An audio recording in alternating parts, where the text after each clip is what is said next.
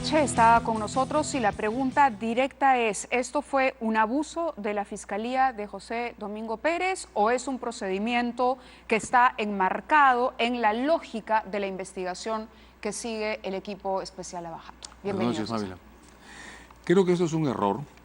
Creo que estamos a tiempo de rectificarlo. Creo que no debe repetirse.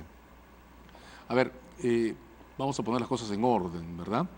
Un procedimiento judicial, para desarrollarse de manera equilibrada, tiene que crear un ambiente, aunque esto pueda sonar contraintuitivo, de mutuo respeto entre las partes que discuten, fiscalía y abogados. En especial es importante notar que el ejercicio de la defensa requiere una serie de garantías que apuntan a una regla reconocida en el derecho comparado que se llama intangibilidad. A los abogados durante un procedimiento judicial no se les debe tocar salvo en casos extremos. Claro, acá en una de las publicaciones que ha hecho el día de hoy en Facebook, usted dice: el allanamiento se justifica en la búsqueda de un objeto más o menos preciso. Se concede cuando el solicitante tiene una fuente que muestra que su ubicación es posible. Cabe cuando se denuncia seriamente que un abogado está destruyendo evidencia. Y esta parece ser la lógica que ha seguido el fiscal José Domingo Pérez en su solicitud. Es que no estoy seguro, porque para poder atacar la indemnidad de la defensa, el caso que presenta un fiscal debe ser indiscutible. Esto porque, de nuevo, romper la indemnidad del abogado implica romper el equilibrio del procedimiento, ¿de acuerdo? Entonces, hay tres casos. ¿Afectar el derecho de defensa, diría usted? Sí, porque todas estas protecciones están reconocidas por los tribunales internacionales dentro del ámbito del derecho a la defensa.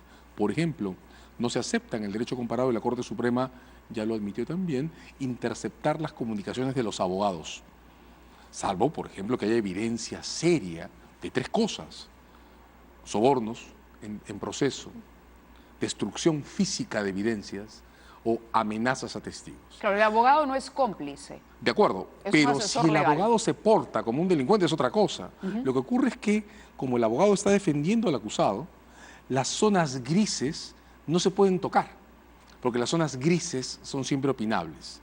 Entonces, en este caso, por ejemplo, la resolución que se ha difundido muestra el intento de presentar un caso que se pretende de inducción a engaño. Al abogado García se le presenta en una escena en la que habría tratado de convencer a un falso aportante de mentir.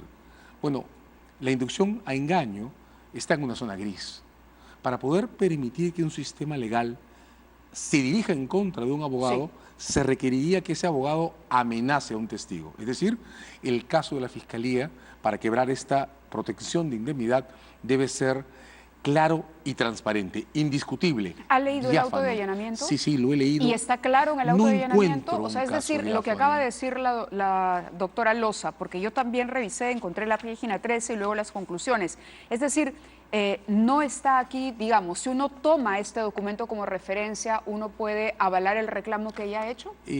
Yo lo que creo es que si uno toma ese documento como referencia, lo que encuentro es un caso discutible. Discutible. Y por tanto un caso que está en la zona gris. Y los casos en la zona gris no pueden justificar que se quiebre la regla de indemnidad de abogado y fiscal. Pongo un contraejemplo. ¿A alguien se le ocurriría que un abogado puede pedirle a un juez que se allane la oficina del fiscal? Imposible, ¿no? Pero uno sí se puede imaginar que un fiscal, no José Domingo Pérez, por supuesto, pero uno sí se puede imaginar un fiscal corrupto. Sin embargo, no se puede allanar su oficina mientras están litigando. ¿Por qué? Porque el litigio supone un equilibrio de debate entre partes. Es una especie de inmunidad. Digamos, permíteme la broma, así como al presidente no se le puede tocar mientras es presidente, a quienes están litigando, no a los acusados, sino al abogado y al fiscal, no se les puede tocar mientras sean abogado y fiscal, salvo casos extremos. Por eso, para sostener medidas como estas, lo que se requiere es un caso claro y transparente, no uno borroso. Creo, sin embargo, que esto, que ha sido, desde mi punto de vista, un impasse semejante al que se cometió hace meses, cuando luego que la Fiscalía perdiera en el Tribunal Constitucional, se decidió allanar la vivienda personal de Ollanta Humala, de Nadine Heredia y de sus hijos. Sí. Quiero decir que esto es un impasse de esa dimensión. Quiero pensar que además se puede corregir. De hecho, mi impresión es que ha empezado a corregirse porque el modo práctico en el que el fiscal José Domingo Pérez ha ejecutado este allanamiento ya no corresponde a un allanamiento. Lo que ha hecho el fiscal José Domingo Pérez es apegarse estrictamente a la revisión de documentos contables en una oficina, no al interior del estudio de abogados, sino fuera del estudio de abogados. El edificio en el que se le ve esta tarde es un edificio anexo, no el edificio principal. ¿En esa medida no habría cometido un exceso? En esa medida ha reducido la orden que obtuvo a una suerte de exhibición de documentos in situ. Hay que notar al pie de página que, por ejemplo, para revisar las facturas que el estudio tiene registradas, un fiscal no necesita un allanamiento. Le basta con levantar el secreto tributario y pedirle a la SUNAT que entregue los registros para luego cotejarlos. De modo que lo que veo en los hechos es una suerte de adaptación o reconducción de la medida a un canon mucho más estable. Yo espero que la Fiscalía se quede ahí. Y lo que espero es que esto no se repita, porque en los hechos el fiscal José Domingo Pérez... la consecuencia de que esto se repita? Si esto se estabiliza y la medida se reduce a estos términos, pues entonces no habrá más malos entendidos ni consecuencias. Pero creo que sí necesitamos un reconocimiento explícito en punto a que esto fue un exceso no ejecutado, no llevado a sus últimas consecuencias, que además no se va a repetir. Porque hay que decir también que estamos en un momento especialmente sensible.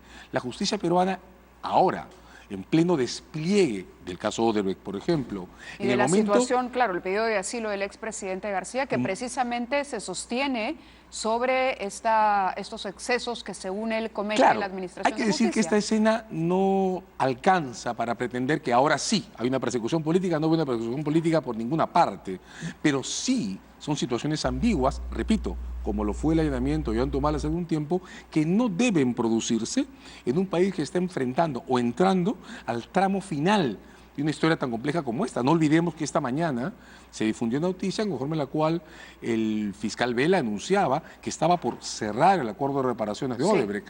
En España hay un procedimiento de extradición por el caso del señor Néstor Zapariachi. Tenemos entrampado el caso de extradición del señor Toledo y ahora el incidente del asilo.